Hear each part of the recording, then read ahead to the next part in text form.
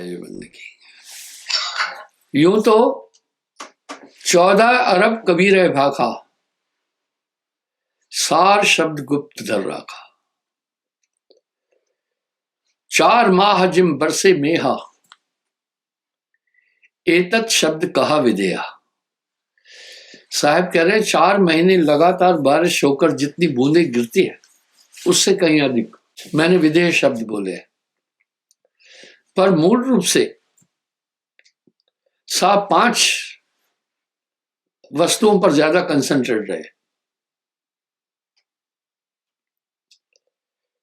पहला सत्पुरुष और सतलोक पर, उसकी व्याख्या अनंत शब्दों में कर दी है। 3 लोक से भिन्न पसारा, अमर लोक साहिब का न्यारा। उसकी व्याख्या इतनी सुंदर दी है ताकि आदमी ललाचित हो उसको प्राप्त करने के लिए। ठीक वैसे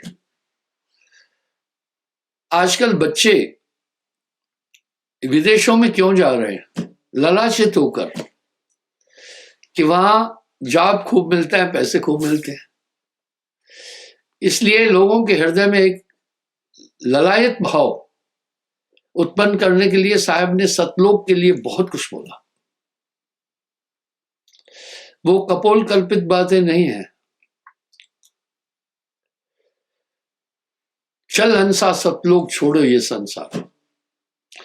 इसके साथ संसार की असारता का भी उल्लेख बहुत किया। यह संसार काल है राजा, यहां कर्म का जाल पसारा है। जहवा से हंसा आया अमर है वो लोग वहां। पानी नहीं पवना नहीं, धरती और आकाशवा। वहां दुख नहीं है, वहां माया नहीं है, वहां जन्म मृत्यु नहीं है। ये मनुष्य जन्म से मृत्यु पर्यंत एक चीज की तलाश करता है, सुख की।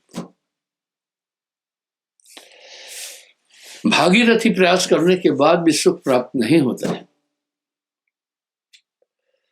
संसार में जो कुछ सुख प्राप्त होता है वो सुख मिश्रित दुखाभास है, उसमें दुख है।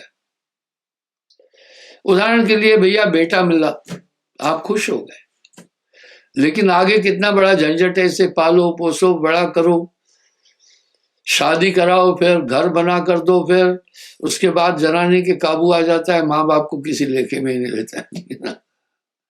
ये आजकल घर घर की कहानी है। लड़कियां पढ़ी लिखी अच्छा है, लेकिन शादी करने के बाद वो फ्री रहना चाहती है, सास की कमांड नहीं चाहिए,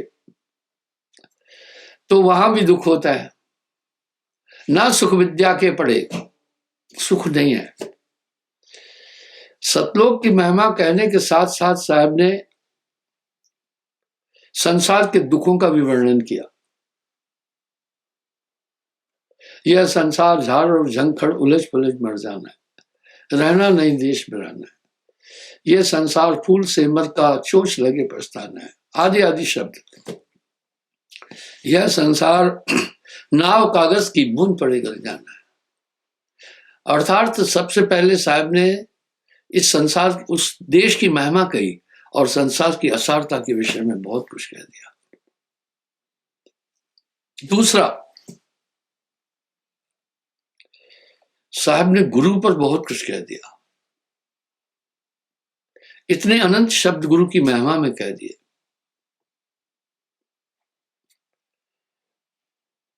सात दीप 9 खंड में गुरते बड़ा न कोई, करता करे न कर सके गुरु करे सो होए। अनंत शब्दों में गुरु की महिमा गाई। गुरु और परमात्मा को समान नहीं बोला, गुरु को परमात्मा से ऊंचा बोल दिया। ऊंचा बोला, क्या बात है। जैसे टांगे नहीं तो शरीर नहीं चल सकता है, गुरु के बिना उस देश को कोई प्राप्त नहीं हो सकता है। गुरु के बिन गुरु ज्ञान न उपजे, बिन गुरु मिले न मोक्ष। वाह,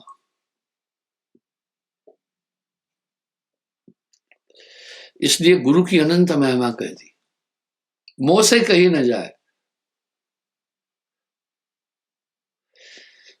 गुरु गोविंद दोनों खड़े, काके लागू पाए। गुरु गोविंद दोनों खड़े, काके लागू पाए। बलिहारी गुरु आपनी जिन गोविंद दिया लखा है। कबीर ते नर अंध है, गुरु को कहते और।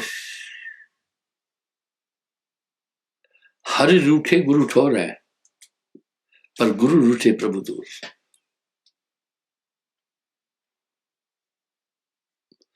गुरु हैं बड़े गोविंद से, मन में देख विचार। हरि सुमरे से उबार है, वो तो कोशिश है परमात्मा की भक्ति करना, मोक्ष की प्राप्ति की। लेकिन गुरु सुमरे से पार। अनंत महिमाएं इस जबान से बोली नहीं जा सकती। साहब ने अपनी वाणी में गुरु का महात्म इतना बोल दिया, कोटिन तीरथ भ्रम भ्रम आवे, सो फल गुरु के चरणन पाए।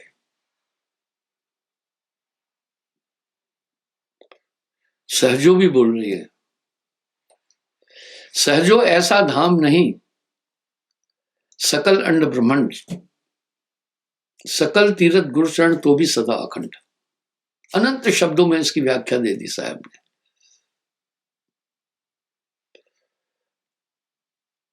सब धरती कागज करूं, लेखन सब बन रहा है। 7 समुद्र की मसी करूं, गुरु ने लिखा ना जाए। इस तरह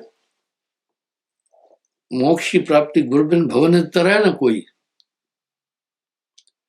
जो बिरंच शंकर सम होई। सतयुग में मनुष्य सत्य के ही द्वारा पार होता था, त्रेता में तप करता था, द्वापर में यज्ञ हवन, पर कल में ये सब ना बले, कल केवल नाम आधार। गुरु सजीवन नाम बताए, जाके बलहंसा कर। दूसरा साहब ने तीसरी बात, नाम की महिमा बहुत बोल दी।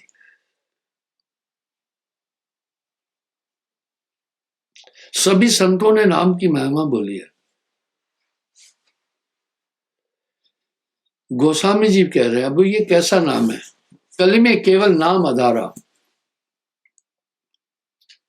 सुमर सुमर भव उतरो पारा। ये साहब का शब्द है, कली है नाम प्रताप धर्मन हंस लोक सिधावई। अगर उत्तरकांड को पूरा मतोगे तो गोस्वामी जी के अंदर साहब ने कला आएगा। ठीक है,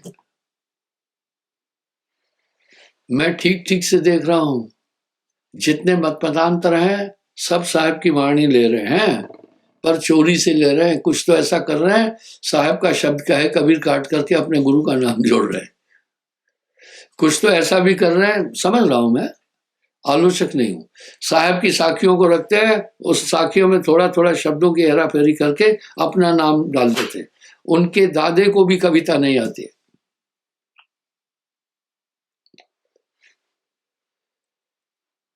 साहब ने संसार को, साहब से पहले, मैं आपको एक उदाहरण देता हूं। मैं काव्य रचनाएं बहुत करता था, लेखक भी था, लेख मेरे अखबारों में भी आते थे। साहब की शरण आने के बाद वो मैंने पूरी पुस्तकें, कापियां जिनमें थे, सब जला दिए। मैं कहा साहब की वाणी के आगे बोलना सूरज को दीपक दिखाने के तुल्य। उनको काव्यता भी नहीं आती है, ठूंसते हैं सिर्फ साहब के शब्द चोरी से उठाकर और काम कर रहे। मैंने हजारी प्रसाद द्विवेदी का उल्लेख कई बार किया है। बनारस हिंदू विश्वविद्यालय का वो हिंदी विभाग का विभागाध्यक्ष था। वो साहब के लिए क्या बोल रहे हैं पता है? नूना दास कबीर ने बचा खुचा वो सूर, बीन बान तुलसी दिया, अब बीने सुकूर। भाई पहले नूना क्या है, फसल है, राजकुमार की खेती है, तो राजकुमार पहले काट लेता है पूरा, फिर कुछ गरीब है बचा खुचा जो है वो एक दो दार पौधे छूट जाए तो वो काट लेते हैं, ऐसे इकट्ठा कर लेते हैं धीरे। बीन बान तुलसी लिया और कुछ नीचे गिर जाते हैं, बालियां गिर जाती है, कुछ दाने गिर जाते हैं, ये तुलसी ने बोल दिया परमात्मा के लिए। नूना दास कबीर ने बचा खुचा तो सूरदास सूर थे लेकिन 42 ग्रंथ लिखे थे। बीन बान तुलसी लिया अब बीने सुकूर, अभी परमात्मा के लिए कोई बीन नहीं सकता, कुछ बोल नहीं सकता है, बोलेगा तो इन तीनों की नकल करेगा। मैं पिछले 52 साल से दीक्षा दे रहा हूं, 53 साल से, सन 70 से। 5 दिसंबर 1970 में मैंने पहले नीर सिंह राठौर को, राजस्थान के थे, मेरी बटालियन में थे, उसको दीक्षा दी थी। 53 साल हो गए इस सफर को करते हुए। ये काफी लंबा सफर है दीक्षा देने का। करत करत अभ्यास के जड़ मत हो सुजान, रसरी आवत जात से सिला पर पड़त निशान। इस अंतराल में अध्यात्म में ही रहा, दुनिया में हम सबसे अच्छे, न घर न द्वार न बीबी न बच्चे, अपनी धुन में रहा। फुर्सत काफी मिली, इसलिए सभी मत मतांतरों के धर्म शास्त्रों का अध्ययन करने का मौका मिला। मेरे पास कुरान शरीफ भी है, श्रीमद् गीता भी है, वेद भी है, बाइबल भी है, उसका भी अध्ययन किया, देखा क्या बोल रहे हैं, और ग्रंथ साहब का भी अध्ययन किया। महात्मा बुद्ध के अष्टांग योग को भी पढ़ा, दयानंद सरस्वती के सत्यार्थ प्रकाश का भी अध्ययन किया। जानना चाहा आखिर सब क्या कह रहे हैं और साहब क्या कह रहे हैं। जो साहब बोले वो अनूठा है, वो अलग है, वो निराला है। तो मैंने वो जितनी भी कविताएं थी, लेख थे, उठा करके जला दिए। अभी क्या आलम है, कुछ लोग मुझे लेख देते हैं, कुछ कविताएं, कुछ किताब देते हैं, कहते हैं गुरुजी छपवाओ। जब मैं उस पर नजर डालता हूं वो सब मेरी कही हुई बातें होती है, तो मैं उनको कहता हूं भैया ये जो बातें तुमने मेरे पूरे लिटरेचर से छांट कर डाली है, ये तो मैं कह चुका हूं, तू सिर्फ अपनी प्रसिद्धि चाहता है कि मेरा नाम हो कि किताब फलाने लिखी। खलक ये नाम अपने को बहुत कर सर पटकता है। मैंने साहब की कृपा से 425 आश्रम बनाए, सब में गुरु का नाम आगे रखा, एक भी आश्रम मधु परमहंस आश्रम के नाम से नहीं है। जगत ये नाम अपने को बहुत कर सर पटकता है, और ये अहंकार इंसान का सबसे बड़ा दुश्मन है। मोटी माया सब तजे, झीनी तजी न जाए, पीर पैगंबर ओलिया झीनी सब इनको खाए। कम से कम अध्यात्म और रूहानियत करने वाले पूरे पंथों को पढ़ा तो सबने कबीर साहब को पकड़ा है, उनका नाम हटाकर चोरी की हुई है। इसको कहते हैं साहित्य की चोरी। अगर आपको मेरी बात पर भरोसा नहीं तो उनके लिटरेचर पढ़ना। तो साहब ने दुनिया को क्या दिया, साहित्य दिया बहुत बड़ा, हिंदी जगत का। इसलिए उनको कविवर, आदि कवि बोलते हैं, कबीर साहब को आदि कवि। साहब से पहले कविताएं नहीं थी, दोहे नहीं थे, ऋचाएं नहीं थी, छंद नहीं थे, सोरठे नहीं थे, भजन नहीं थे। क्या था? मंत्र थे, ऋचाएं थी और श्लोक थे। इसलिए साहब संसार को बहुत कुछ देके गए। और साहब की वाणी के तर्ज पर गोस्वामी जी ने रामचरितमानस का सृजन किया, सोरठे, चौपाई, छंद आदि दिए हैं, ठीक है। लेकिन पहले ही कुछ ऐसे कर्मकांडियों ने ऐसी व्यवस्था बनाई कि साहब को एक अछूत करके एक जुल्हा एक कुंवारी ब्राह्मणी का बच्चा बोलकर साइड कर दिया, इसलिए साहब के लिटरेचर को कोई पढ़ा नहीं। अगर थोड़ा बहुत किसी से बात करो तो कहते हाँ हम जानते हैं, कबीर को पढ़े हैं। कहाँ पढ़े हो? हाँ वही एक बुरा जो खोजन मैं चला, 4 चौपाइयां याद करके वो मुझे हवाला देते हैं, कबीर को पढ़ा है। मैं कहता हूँ सुन, कबीर का गाया गाएगा तो 3 लोक में जूते खाएगा, कबीर का गाया बूझेगा तो अंतर्गत को सूझेगा। इस प्रकार से जब मैंने सबको टटोला, सच में सबने साहब की नकल की।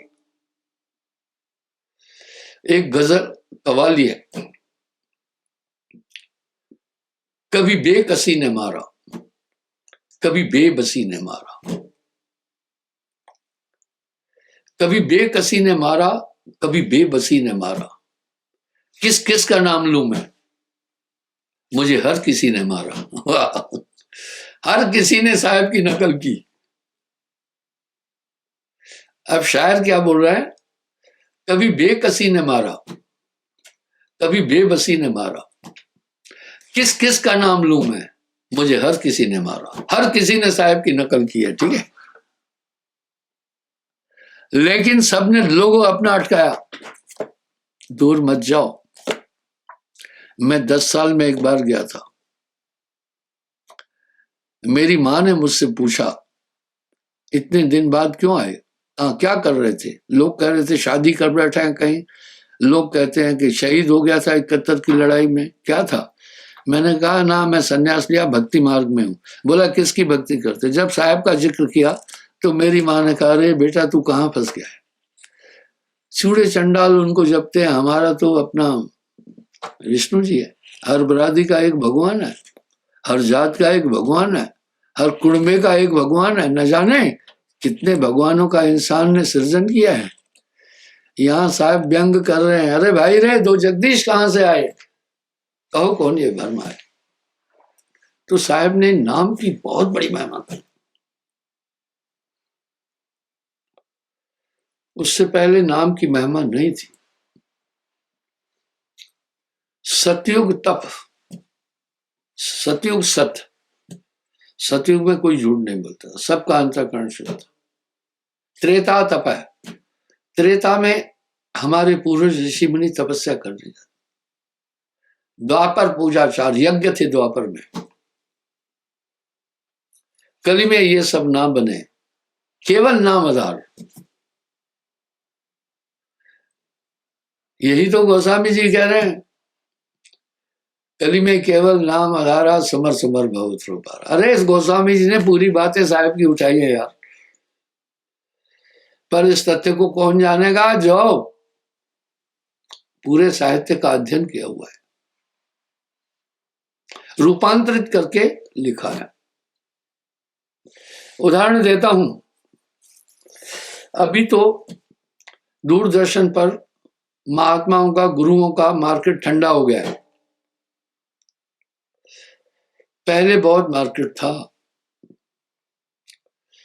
एक बार मैंने चेक किया कि कितने प्रीचर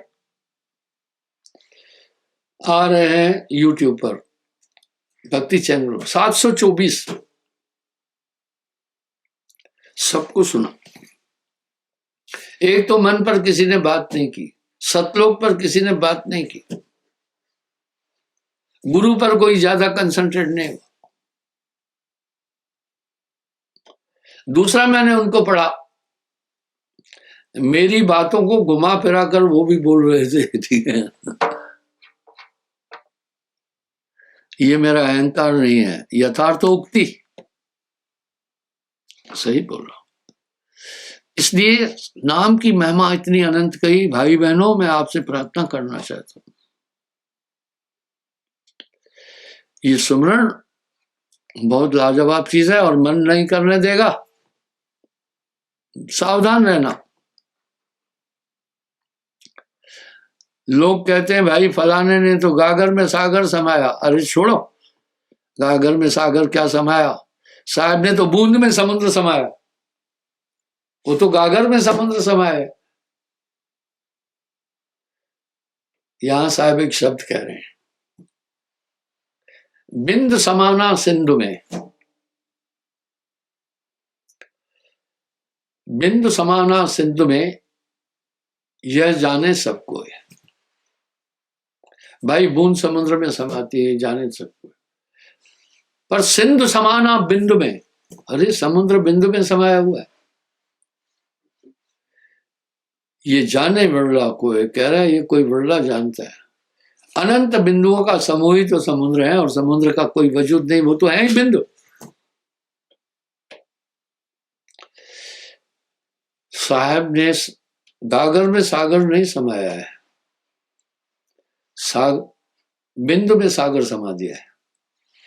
तो साहब ने अनंत नाम की महिमा कह दी।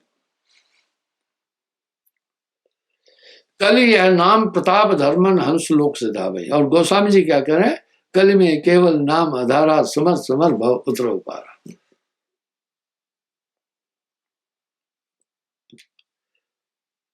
सुमरण की महिमा जितने, अगर आप उत्तरकांड को पूरा मथोगे,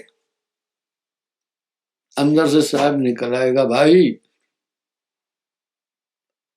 और साहब का अवतरण 1398 यानी 14वीं शताब्दी के आखिरी में और 15वीं शताब्दी के प्रारंभ से साहब ने लेकर 16वीं शताब्दी के 2 दशकों तक अपनी बात कही है। आज पूरे अध्यात्म जगत में साहब वैसे ही है जैसे सौर मंडल में सूर्य प्रकाशित है, जैसे तारका मंडल में चंद्रमा प्रकाशित है। लेकिन ऐसा दरार डाल दी उन्होंने कि सवर्ण प्रादी जो है वो साहब की भक्ति में नहीं आई, सिर्फ बेचारे छोटी जात के लोग आए। वो क्यों आए, उनको मंदिरों में जाना मना था। मैं घमंड से नहीं बोलता। मध्य प्रदेश में कबीर शताब्दी वर्ष पर 25 साल पहले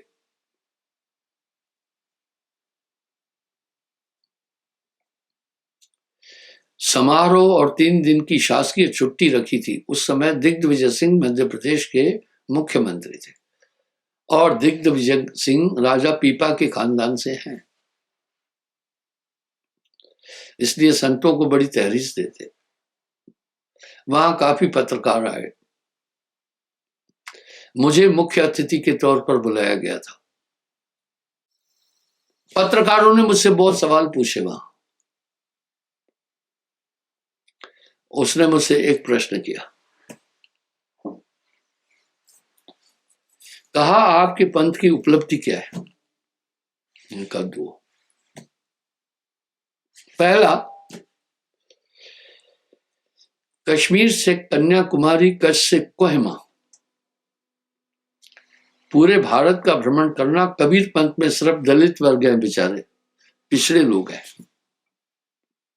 मैं अहंकारवश नहीं बोल रहा हूं, नहीं, अहंकार से परहेज करता हूं। जैसे मांस से परहेज करता हूं, इतनी अहंकार से परहेज करता हूं।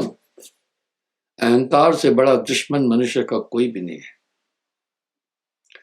ये तो कहा मिटा दे अपनी हस्ती को। अगर जो मर्तबा चाहे कि दाना खाक में मिलकर गुले गुलजार होता है। मुझसे पूछा आपके पंथ की उपलब्धि क्या है, मैंने कहा 2, कश्मीर से कन्याकुमारी, कच्छ से कोहिमा, पूरे भारत का भ्रमण करना। तो साहब के मार्ग में सिर्फ बेचारे दलित वर्ग हैं, पिछड़े हैं, और कोई नहीं है। मैंने ये मिथक तोड़ दिया। अभी करीब मैं 20 लाख लोगों को दीक्षा पहुंचने वाला हूं, 16-17 लाख को तो दे चुका हूं।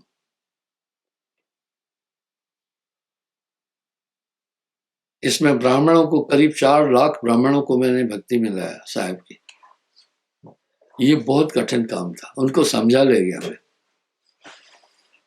3-4 लाख क्षत्रियों को लाया, ये बहुत मुश्किल था,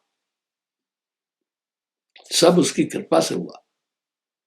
3-4 लाख महाजन और ओबीसी आदि को मैंने भक्ति में लाया। इतने ही दलित हरिजन तबके को। ये मिथक तोड़ा, ये मिथक साहब की कृपा से तोड़ा।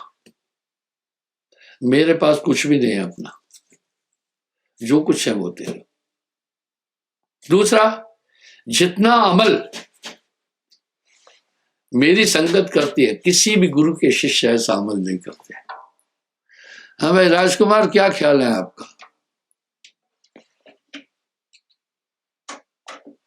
राजकुमार उठ नहीं पा रहा है, कभी इधर करवट ले रहा है, कभी उधर। कोई बात नहीं, चलो कोई बात नहीं। जितना अनुकरण नियमों का हमारी संगत करती है, कोई पंथ में नहीं करते हैं, ठीक है? ये अहंकार है, यथार्थ उक्ति है। आप समाज में रह रहे हैं, सामाजिक परिप्रेक्ष्य का मुझे आपसे काफी ज्यादा ज्ञान है। पूरा देश घूमता हूं, पूरा विश्व घूमता हूं, गली गली गांव गांव घूमता रहता हूं। बोध है, अभी कम घूम रहा हूं थोड़ा। मैंने ये मिथक तोड़ा, देखा लोग मोहर लगाए हैं फलाने स्वामी का, फलाने महाराज का, लेकिन अमल नहीं कर रहे हैं।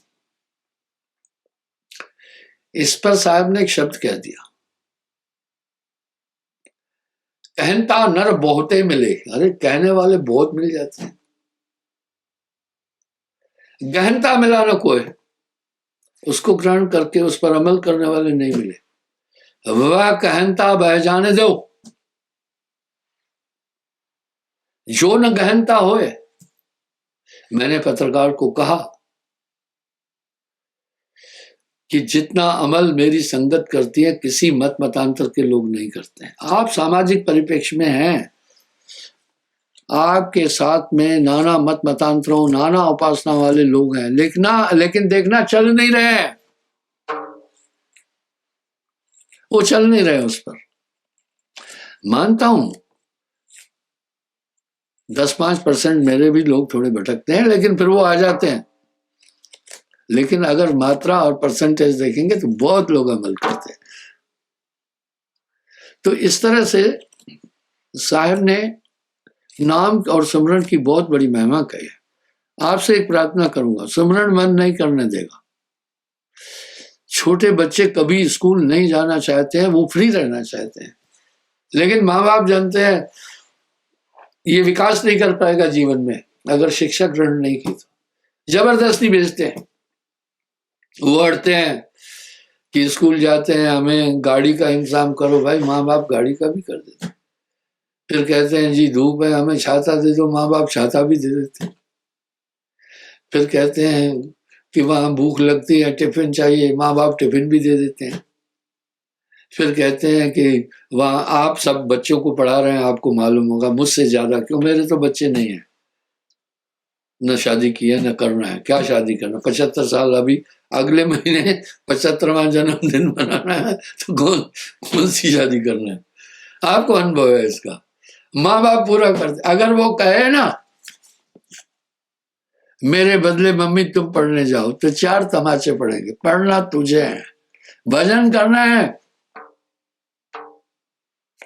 और जैसे बच्चा आगे, बच्चे को शिक्षा का महत्व तो पता चलता है, फिर वो दिया जलाकर रात में भी पढ़ता है।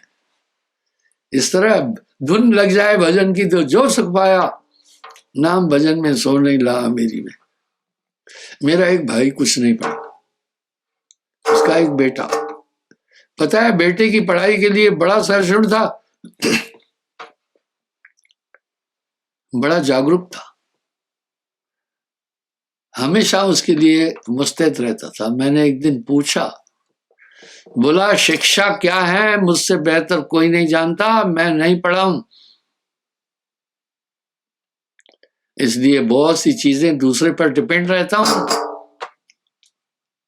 भूखे से पूछना कि भूख क्या है। राजकुमार जैसे धनी लोग हैं, हमेशा भोजन मिलता है, इनको क्या पता है भूख क्या है?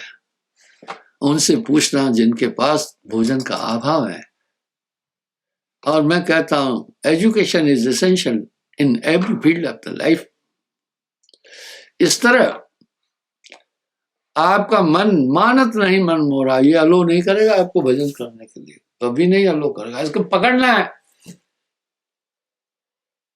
इसको जबरदस्ती बिठाना है। जैसे भजन की लज्जत आ गई ना, फिर आप इसको छोड़ेंगे नहीं। मानत नहीं मन मोरा। अब आप नाटकबाजी करते हैं, आप कहते हैं गुरु जी कृपा करो, गुरु तो कृपा किया ही है। जब मैं कहता हूं स्मरण करना तो लोग हैरान हो जाते हैं, जब कहता हूं साहब पार करेंगे, सबकी बातें खिल जाती है। हा, कुछ नहीं करना है, साहब पार करें। कामी क्रोधी आलसी, इनसे भक्ति न होए, भक्ति करे कोई शूरमा, जाति वर्ण कुल खोए। तो साहब ने नाम पर बहुत कुछ कह दिया, और मन और माया पर जितना विश्लेषण, जितना डिटेल, जितना इन डिटेल साहब बोला, कोई नहीं बोला, कोई नहीं बोला। लोग कथाएं पढ़ते हैं लेकिन व्याख्या नहीं दे पाते हैं। यहां साहब एक शब्द कह रहे हैं, कहनता नर बहुते मिले, गहनता मिला न कोई। वो कहनता बह जाने दो, जो न गहनता हो। पर आज क्या आलम है, आलम यह है,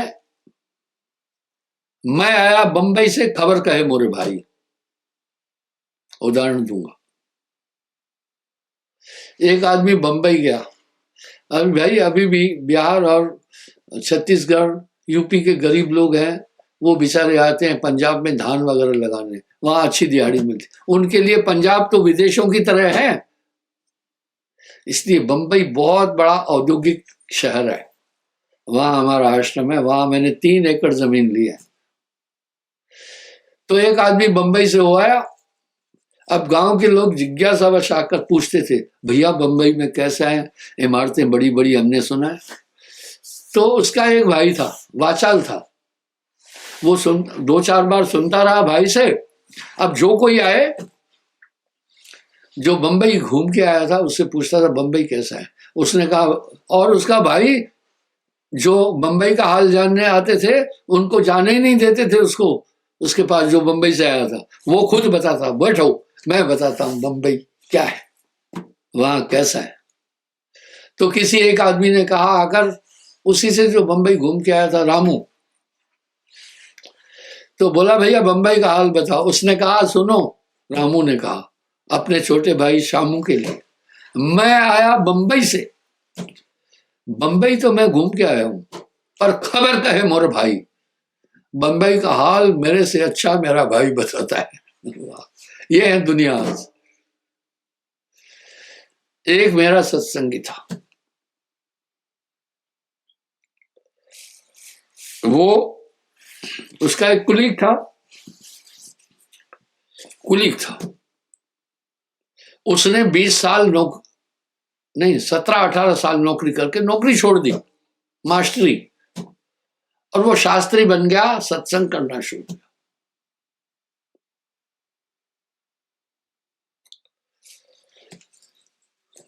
मेरे शिष्य ने पूछा उससे, अरे भाई ये क्या किया तूने, 2-3 साल और नौकरी करना था, पेंशन मिलती, क्यों छोड़ा। अरे बोला छोड़ो क्या है नौकरी, आजकल मैं शास्त्री हो गया, 6 महीने के अंदर मैंने इतना कमाया कि 18 साल में नहीं कमाया, और वो इज्जत मिली। बड़े बड़े लोग आते हैं, बड़े बड़े मंत्री आकर मेरे सामने नमन करते हैं। जब मास्टर था डर रहता था, कहीं जेडीओ आता था, कोई और आता था, कोई चेक करने आता था, कभी कहीं मेरा तबादला करते थे, कभी कहीं तबादला करते थे। मेरे नामी को राय दी, तू भी मान धोती, फड़ पोथी, और बन जा शास्त्री, पर देखो तमाशा। पर साच कहो तो मारन भाई, 15 करोड़ लोग मेरे देश में इसी की रोटी खाते हैं। पर साहब कह रहे हैं साच कहो तो मारन भाई, झूठ कहा नहीं। मैं अपना हाल बताता हूं, मैं एक सैनिक हूं, 24 साल सेना में सर्विस की, और गस्टेड ऑफिसर क्लास 2 से रिटायर हुआ मैं। इस समय साहिब की कृपा से आप सबके योग से 425 आश्रम देश विदेश मिलाकर बनाए। इसलिए भक्ति क्षेत्र में बहुत धन है। कोई सयाना बनकर, कोई तांत्रिक बनकर, कोई ओझा बनकर, कोई फंडा करके, कोई कुछ करके, कोई कुछ करके काम चला रहा है मेरे भाई। और इस रास्ते में, अध्यात्म में आजकल बिजनेस आ गई है, सावधान रहने की जरूरत है। साहब ने गुरु के लक्षण भी कहे, पूरे शिष्य के कर्तव्य भी कहे। अधिक समय नहीं लूंगा, साहब बंदगी।